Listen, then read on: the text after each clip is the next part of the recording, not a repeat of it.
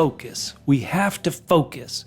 We're at the halfway point of the season. Has the after-party mystery come into focus yet? Look at an out-of-focus shot. ISABEL is looking at something in her hand, maybe her hand, maybe a ring. When the shot cuts back to her, still out of focus, she puts something into her purse. This purse will later be taken by Edgar, who will drop it when handing it to Anik. Later, ISABEL will call Anik a thief. Did something disappear from her purse? Did Edgar take that thing from her purse? Edgar has been reading books on magic. Did he use sleight of hand to take something from his mother's handbag? So many items are out of focus. Like, look at Sebastian pour himself some tea in Edgar's office. Why would there be a full tea pitcher the morning after Edgar was killed in his office? Or is this tea left over from the wedding day? Is this something we should focus on, or is it something to distract our focus? Let's solve the after party, Season 2, Episode 5, Sebastian. We'll be breaking down each episode for clues, suspects, and red herrings on the hunt to learn who killed Edgar the groom and Roxana the groom's lizard. Spoilers for Season 1 and the first 5 episodes of Season 2 of The After Party. If you haven't seen all episodes, pause this video, run naked and afraid away from Colonel, and then come back after you've watched them. These bars can't hold us from solving who did it. Use the timestamps below to jump to the topic or suspects you want to hear and skip past the stuff you're not interested in. I want to say this from the bottom of my heart. If you're watching on YouTube, thank you so much. It means the world to me to see your likes, your subscriptions, and your comments. Thanks so much. For everybody on audio podcast, please subscribe, leave a written review on apps like Apple Podcasts, Google Podcasts, and Spotify's. It really helps us get discovered. Note, moving forward, I've been trying to get these videos out every Thursday after a new episode. But next week, Only Murders in the Building Season 3 starts up, so some of these videos on the after party may slip to Fridays. But don't worry, that'll just give us more time to ponder the clues. Remember, if you're not on YouTube, or if you are on YouTube, you can reach out to us on social media. It's Twitter, Instagram, Threads, at @PHQ. The word double, the single letter P, HQ for headquarters, at @PHQ, Facebook.com/PHQ. Final note is I don't go back to clues we covered in the earlier episodes too much, so if you want to review all the clues that have been given out in the After Party Season 2, watch all the videos, go back. Hey, if you remember a clue, put it in the comments, let us know. Let's look at this week's bonus clue, and I gotta be honest, I've quit trying to solve these. They're too complex, they don't tell us much. Last week we learned it was not Colonel. This week, look at this crossword puzzle. If you solve this crossword puzzle, you'll see diagonally, from the bottom left all the way up, it reads out, not by Camel's milk. So Uncle Ulysses' camel milk did not poison, kill Edgar or Roxana. Thank you, people on Reddit. Once again, I've quit trying to solve this. It's too much work for not much help. Before we run down the suspects, let's see what episode 5 taught us about the victim, Edgar, and the victim, Roxana. In this episode, Edgar isn't the lovable, dorkable hero of the earlier episodes. In Sebastian's telling, even child Edgar is rather cold towards his new roommate. Now, Edgar continues to have a reverence for his father, Alexander Minnows. The password to Edgar's safe is Nutmeg, his father's horse. Edgar left the first dance with Grace once he got an alert on his watch, and he went to his safe. Edgar and Sebastian battle it out for the baseball card. Edgar won, but he decided to give the card to Sebastian, minus 20%. Is Edgar the lovable dork, or the dork who's cold? What do you think? Who's the real Edgar? Now let's look at the suspects, and we'll start off with the field, who this week we really spent a lot of time with Sebastian's cousins, Jaxson and Judson, who they really need to work out who's going to do the smashing in the smash and grab. Or just don't steal anything and do a smash and smash. Should we keep them as suspects? They don't seem like they did anything towards killing Edgar. FENG, the father of the bride. FENG is nervous because he knows he has those centerpieces in his room. Plus, it still seems like he's got financial trouble. Grace, the bride. Grace put Adderall in Edgar's drink, but if a character like Hannah or somebody else pulled a switcheroo and that glass with Adderall didn't end up in Edgar's hand, did another character drink the drink with Adderall? Did another character stay up all night on Adderall?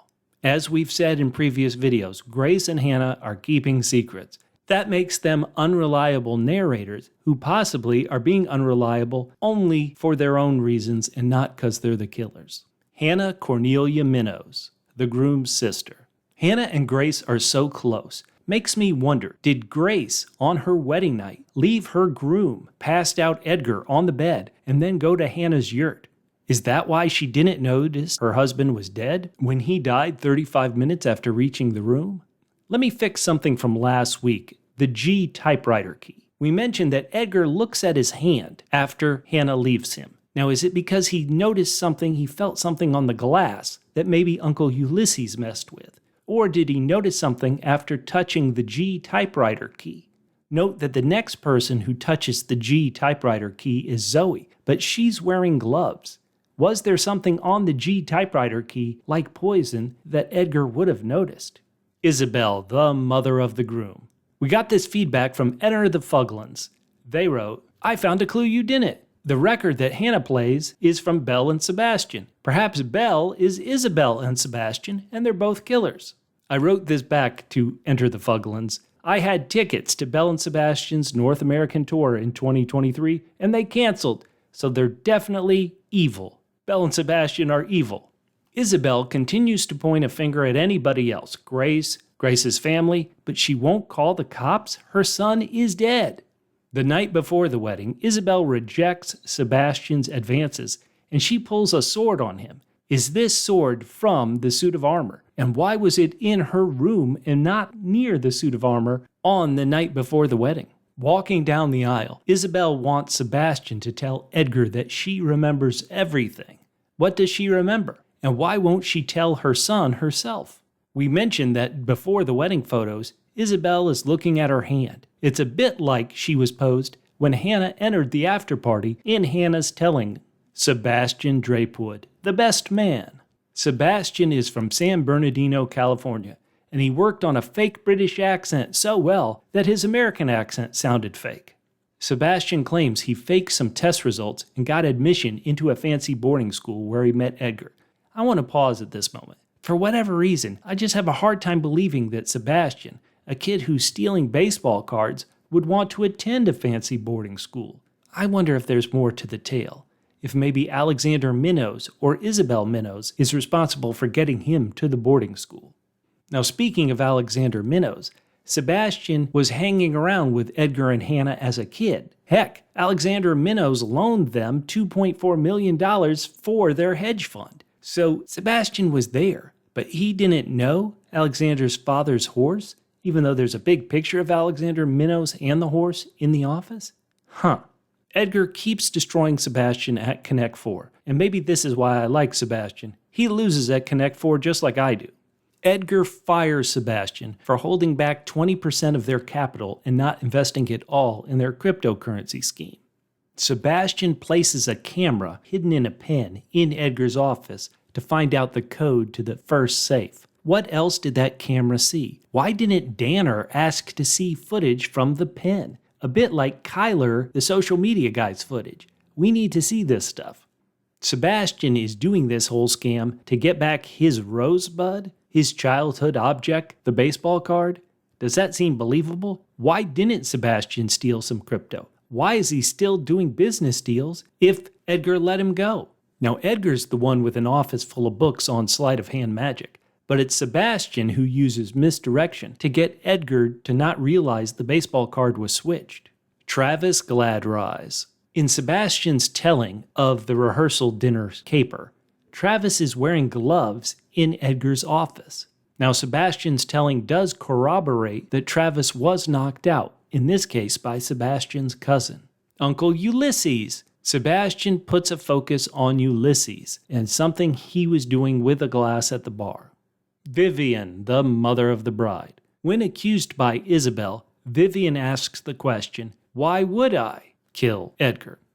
Well, we all know why she might have. She doesn't want another daughter to end up marrying another Brent. Edgar threatens to expose Vivian's secret. And if the secret is what we're all kind of assuming, that Ulysses is Grace's dad and not FENG, why is Edgar so focused on that? Does Edgar have some parental issues himself?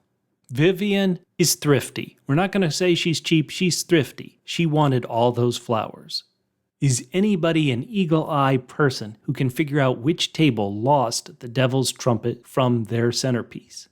Zoe, the bride's sister. A lot of people are focused on Zoe being the killer. In complete honesty, I don't see it yet. When could Zoe have killed Edgar? Well, there is a bit of a window. Edgar gets an alert on his watch and he leaves Grace. Grace then has the freedom to put Adderall in Edgar's drink. Where did Edgar go? Where was Zoe? Did they end up in the same place? Let's get to your feedback. Poodoo Poodoo says, you misuse the term AKA a frustrating amount. Let me say, Poodoo, I know I do. I need to break this habit. I'm going to try. Lewis and Mark wrote, dude, Amstel is a famous river in Amsterdam. Come on! Lewis, Mark, you're correct. I was just pointing out that doesn't look anything like Amsterdam in the show. Porto Reconnect wrote, your podcast is a perfect thing to watch while I'm waiting for the next episode. Thank you. Oh, thank you, Reconnect. Rock wrote, the biggest plot twist would be if Zoe did it, because last season it was Jasper, and he was kind of the unexpected killer, and he was kind of like the second detective working with Anik. Who's the second detective working with Anik this season? Zoe. I doubt it'll be her, but if it does, my mind will be blown. Luca wrote, I saw this murder mystery movie called The Last Sheila. And spoilers if you haven't seen the movie The Last Sheila. But the killer murders the victim, but it makes it look like the victim was alive longer than he was by using a skill of imitating the victim's voice. And he wonders if Sebastian maybe did the same thing with Edgar since he can mimic Edgar's voice. Luca continues and says he does think Sebastian Drapewood is the murderer based on an anagram of the name Sebastian Drapewood. Now Emily said, hey, Luca, that's a great movie, The Last of the Sheilas. And Agatha Christie did something similar in Problem at Sea. Agatha Christie used this trick an awful lot. I don't want to mention all the times she used it, but I don't want to reveal the ones Agatha Christie did it in because I want you guys to read those novels. Another person looking at Sebastian because of this anagram is Alex, who wrote, it definitely puts him high on the suspects. And he wonders, do you think Edgar left everything to the lizard Roxana? Now, we try to cover clues in the show. But one thing I'm going to mention right now, since so many people are talking about this anagram of Sebastian Drapewood, there's also a bit we need to think about Edgar. So the anagram says, we poisoned a bastard. Well, Edgar, he seems like a nice guy. Is a bastard about his birth? Well, in an interview in Slash Film, executive producer Anthony King said, one of the biggest arcs of the second season is Edgar, who's the victim, but what you learn about him as the people tell their stories and relationships with him, he goes from being this kind of lovable weirdo to maybe a sociopath. I think the actor Zach Woods takes on such an incredible arc, the subtlety of how he's always the same character, but you kind of feel the sinister side of him come into play as the season goes on. Oh no, is Edgar a bastard? What do you guys think? Quincy says Isabel and Sebastian. Here, Belle and Sebastian once again. I believe Isabel might have unintentionally killed her own son when she was really trying to get rid of Grace, who didn't sign that prenup. Quincy writes, my suspicion is that Isabel did something with the Adderall pills, not knowing that Grace would slip one in Edgar's drink. Somehow Sebastian knew and offered to help her cover it up or maybe buy more time, in order to pin it on Grace. Dim Sim wrote, I agree Travis will probably be the snorer of Not the Snorer fame. Dim Sim thinks the killer is Hannah, but is that too obvious, they wonder? I hope they throw a curveball and it's Zoe or Anik. That would be unexpected. Lonely One wrote, maybe I'm too skeptical, but I still think Hannah's feelings towards Grace might be a sham. I don't know what this proves, but I believe her claims of being adopted could signify she has feelings for Edgar, and maybe she was actually trying to get between them. At the same time, Lonely One wonders if Edgar and Sebastian are half-brothers. Isabel was apparently married 5 times, so the birth father of Edgar could be in doubt. Maybe Sebastian is the true heir to the fortune. Jose gives us this feedback who says, I love your videos. Me and my girlfriend watch every week. I actually think the murder target may have been Roxana, with Edgar being inadvertently poisoned. Edgar's last words were, I love you, Roxana, and he's only able to dance without her on his shoulder. I think the white chocolate, the only food Roxana likes that Edgar does not, might have been poisoned, and somehow Edgar is poisoned by sharing something with Roxana like a glass. Aaron wrote, the bachelorette party and Hannah's version of the bachelorette party had orange blossom trees, and oranges are often used in movies and TV to foretell violence and death. Aaron, I'm not sure. I think that comes from The Godfather. Am I right? Tell me in the comments. Nina wrote, Jasper was the obvious choice last time, but she ignored her instincts. Because of that, she's going to listen to her gut and say the killer is Sebastian. Now, John wrote, I rewatched Anique's version of the wedding reception with my finger on the pause button. When the ear-splitting loud noises take place during Zoe's speech, many extras are putting their hands up over their ears, but Sebastian is not. He has one hand on his drink and the other hand is still in his pocket. It's consistent with how suave Sebastian is as a character, but it's also highly suspicious.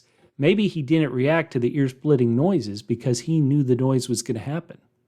Jackie wrote, I liked the look of Hannah's episode, but it didn't shed much more light on things. I really doubt Sebastian came to Hannah's yurt to seduce her. How did he not know she's gay? I don't think the killer is Sebastian if he has to pretend to be Edgar to keep doing business. Satori wrote, Sebastian knew if Edgar's death became public, their cryptocurrency would crash. He needed more time to complete the crypto sales. Michael wrote, I think the poisoning was accidental. Edgar talked about how his vitals were too high when he was in the vow box, but he blamed it on love. Andy wonders, because Sebastian was the business partner, if he set up those shell companies, either to pump and dump the coin or to sabotage Edgar's reputation. Finally, Dominic wrote, it's Travis and Hannah, as the two have the bottle at the after party. Another week in the books, halfway through. We've got to get the killer soon. Again, let us know your thoughts and comments down in the YouTube comments, online. You can even email us, hello@doublepmedia.com. Talk to you next week, detectives.